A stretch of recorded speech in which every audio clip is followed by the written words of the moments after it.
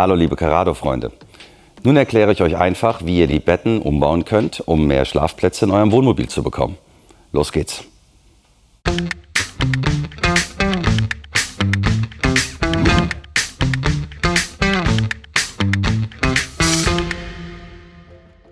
Ich stehe hier beispielhaft im T448.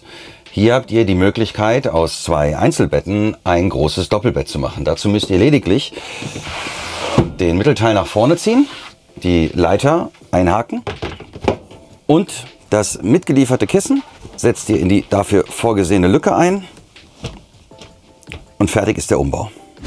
Viele unserer Carrado Reisemobile verfügen zudem noch über ein Hubbett. Ein Hubbett hat den Vorteil, dass es bei Nichtgebrauch ganz einfach unter die Fahrzeugdecke geschoben werden kann und so bei Tag keinen Platz wegnimmt. Bei integrierten befindet sich das Hubbett über der Fahrerkabine, bei teilintegrierten über der Sitzgruppe und der Küche.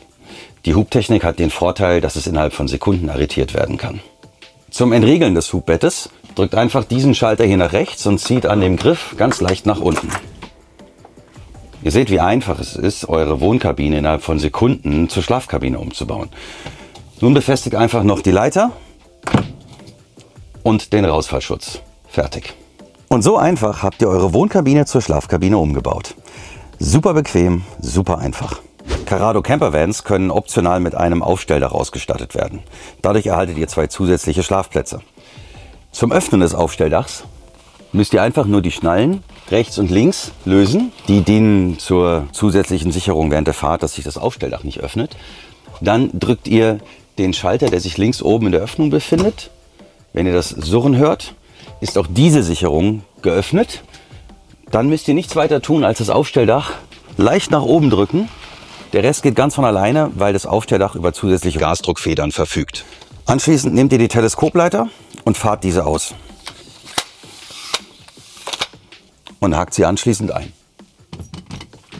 Fertig. Zum Schließen des Aufstelldachs geht ihr einfach andersherum vor. Als allererstes fahrt ihr die Teleskopleiter ein und verstaut diese natürlich wieder sicher. Anschließend zieht ihr an der großen Schlaufe das Aufstelldach nach unten, nicht an den einzelnen Gurten, weil das Dach dann sonst eventuell schräg eingezogen werden könnte und damit auch beschädigt werden könnte. Dann schließt ihr die beiden Schnallen. Den Schalter müsst ihr nicht erneut betätigen, da das Dach somit jetzt schon verriegelt ist. Fertig. Ihr seht, es ist ganz einfach, den Raum nach euren Bedürfnissen anzupassen. Habt ihr Fragen? Schreibt sie uns in die Kommentare. Lasst gerne ein Like da. Bis zur nächsten Reise.